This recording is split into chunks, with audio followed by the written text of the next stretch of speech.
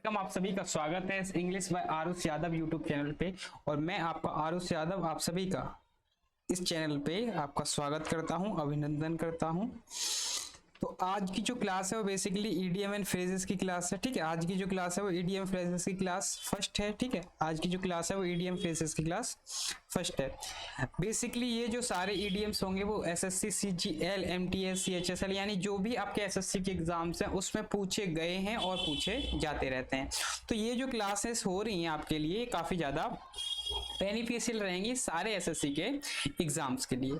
तो चलिए, अगर आप चैनल पे नए हो तो चैनल को सब्सक्राइब करना ना भूलें और हो सके तो ज्यादा से ज्यादा शेयर करें, सब्सक्राइब करें। चलिए स्टार्ट करते हैं।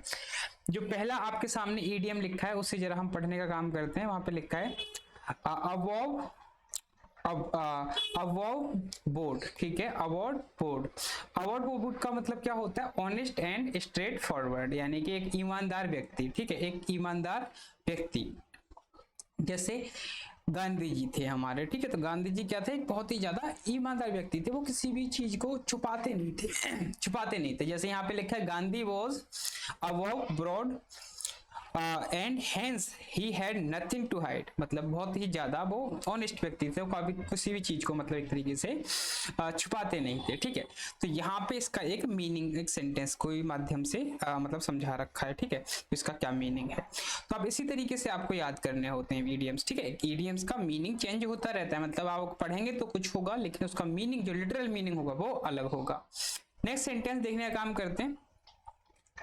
यहाँ पे add insult to the injury. ठीक है, add insult to the injury, इसका मतलब क्या होता है? To harm as well as humiliate. ठीक है, किसी को हार्म करना या फिर उसको ह्यूमिलेट करना साथ साथ। ठीक है, जैसे कि she has added insult in the injury while returning the gift and sending a get lost note. ठीक है, तो उसने क्या किया?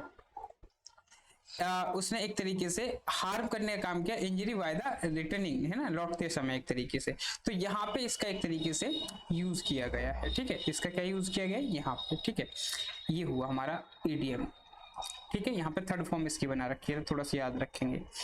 आगे लिखा है an eyewash. An eyewash का मतलब क्या होता है? टू प्रिटेंड, यानी कि प्रिटेंस यानी दिखावा करना किसी को। ठीक है, किसी को दिखावा करना, दिखावटी, बनावटी। ठीक है, जैसे यहाँ पे एग्जांपल दे रखा है थर्ड का, the whole investigation was just an eyewash as no one was held guilty. ठीक है, जो भी इन्वेस्टिगेशन हुई थी ना बेसिकली वो सिर्फ दिखावा था और उसमें कोई भी दोषी मतलब नहीं पकड़ा गया। ठीक है, तो बस दिखावे के लिए कर दिया कि भैया हमने इन्वेस्टिगेशन कर दी। ठीक है, तो यहाँ पे इसका इस तरीके से यूज हुआ है, दिखावा किया गया है एक तरीके से। ठीक है, दिखावा करना, इसका मीनिंग निकलता है दिखावा करना हिंदी में।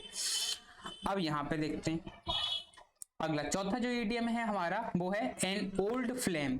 एन ओल्ड फ्लेम का मतलब क्या होता है? लॉन्ग टाइम लव, यानी कि पुराना प्रेम बोल सकते हैं, पुराना प्रेम। ठीक है, जैसे कि he met his old flame in the market yesterday. ठीक है, वो अपने मतलब पुराने प्यार से मिला, कब मिला? Yesterday.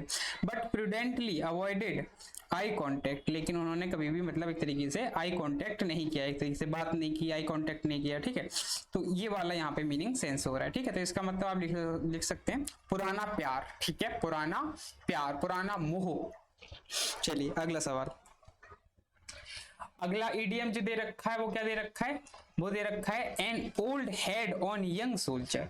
N old head on young soldier, इसका मतलब क्या होता है? इसका मतलब होता है to be more matured than one's on age, यानी कि अपनी एज से पहले ही समझदार हो जाना, मेच्योर हो जाना। ठीक है, अपनी एज से पहले ही क्या हो जाना? समझदार हो जाना, मेच्योर हो जाना। जो चीजें लोगों को नहीं आती हैं वो चीजें उसको आ जाना। ठीक है, जैसे यहाँ पे लिखा है he is an old head on young soldier as he teaches physics. ठीक है, वो एक तरीके से इतना मेच्योर हो गया है, he teaches physics at the university at the age of young age 25 की एज में वो मतलब कि यूनिवर्सिटी में टीच करता, पढ़ाता यूनिवर्सिटी में वो। ठीक है, तो मतलब एक तरीके से अपनी उम्र से पहले ही ठीक है, वो इस काम को करता है। तो आपको याद रखना है उम्र से पहले ही किसी काम को करने के लिए इसका यूज किया जाता है, ठीक है, यानी कि पहले ही एक तरीके से। अब यहाँ पे अगला जो ईडियम दे रखा है, क्या दे रखा है, एट अ स्टोन थ्रो। ये काफी ज्यादा इंपॉर्टेंट रहता है, काफी ज्यादा पूछा जाता है।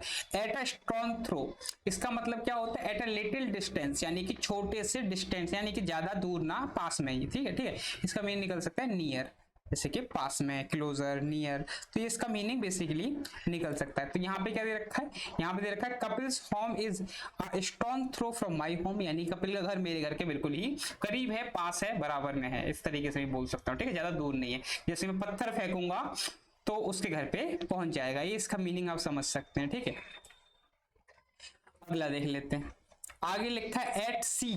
एट सी, एट सी जो है ना हमारा ईडीएम, इसका मतलब निकलता है टू बी कंफ्यूज्ड, यानी कि कंफ्यूज हो जाना, घबरा जाना, ठीक है, कंफ्यूज हो जाना एक तरीके से। जैसे यहाँ पे लिखा he was at see when he सा द क्वेश्चन पेपर, जब उसने क्वेश्चन पेपर को देखा ना मेरे भाई, तो वो क्या हो गया, एक तरीके से वो घबरा गया था, ठीक है। जब उसने क्वेश्चन पेपर को देखा तो एक तरीके से वो क्या हो गया था, वो घबरा गया था, ठीक है। तो एट सी का मतलब घबरा जाना, कंफ्यूज हो जाना एक तरीके से, ये इसका मीनिंग यहाँ पे निकलता है, ठीक है। अगला देख लेते हैं, आगे लिखा है बैंक अपॉन, ठीक है, आगे लिखा है हमारा idiom bank upon. Bank upon का मतलब कहता है डिपेंड ऑन, यानी कि डिपेंड करना किसी पे, काउंट ऑन यानी कि पूरी तरीके से भरोसा करना किसी के ऊपर, ठीक है, ये इसका मीनिंग निकलता है। यहाँ पे लिखा है you can bank upon us at the time of need, यानी कि तुम हम पर भरोसा कर सकते हो जब तुम्हें हमारी जरूरत हो, ठीक है, जरूरत पड़ने पे तुम हम पे भरोसा कर सकते हो। यू कैन काउंट ऑन या फिर you can back upon us, ठीक है, ये इसका मीनिंग निकलता है, यानी भरोसा करना, ट्रस्ट करना किसी के ऊपर, ठीक है। तो ये इसका बैंक ऑन का मीनिंग निकला। आगे लिखा है, ये आपने सुना होगा कॉट रेड हैंडेड, यानी कि रंगे हाथों पकड़े जाना, ठीक है। To be caught while committing a crime, ठीक है, यानी कि उस समय पकड़े जाना जिस टाइम वो क्राइम को कमिट कर रहा हो, ठीक है। To be caught while committing the crime या फिर कमिटिंग अ क्राइम। जैसे एग्जांपल यहाँ पे लिखा है my brother felt ashamed when he was caught red-handed reading my personal diary, ठीक है, यानी कि मेरे भाई जो था वो इस तरीके से शर्मा गया, उसको बहुत बुरा फील हुआ जब वो पकड़ा गया मेरी जो डायरी है उसको पढ़ते हुए, ठीक है, रंगे हाथों, यानी जब वो पढ़ रहा था तभी इसने इसको कहीं ना कहीं देख लिया होगा, ठीक है। तो यहाँ पे इसका मीनिंग समझा रखा है, ठीक है, was caught red-handed, ठीक है। अगला दे लिखते हैं, अगला फ्रेज मेरे भाई, आगे लिखा है हमारा 10वां फ्रेज जो है वो है be in a driving seat. Be in a driving seat का मीनिंग क्या होता है, be in a driving seat का मतलब होता है to take the whole responsibility, यानी कि पूरी जिम्मेदारी ले लेना, पूरी जिम्मेदारी ले लेना, और पूरी जिम्मेदारी का ही मतलब एक तरीके से पात्र बनना, यानी कि पूरी रिस्पॉन्सिबिलिटी उसी के ऊपर है। तो be in the driving seat, ये इसका ईडियम रहता है।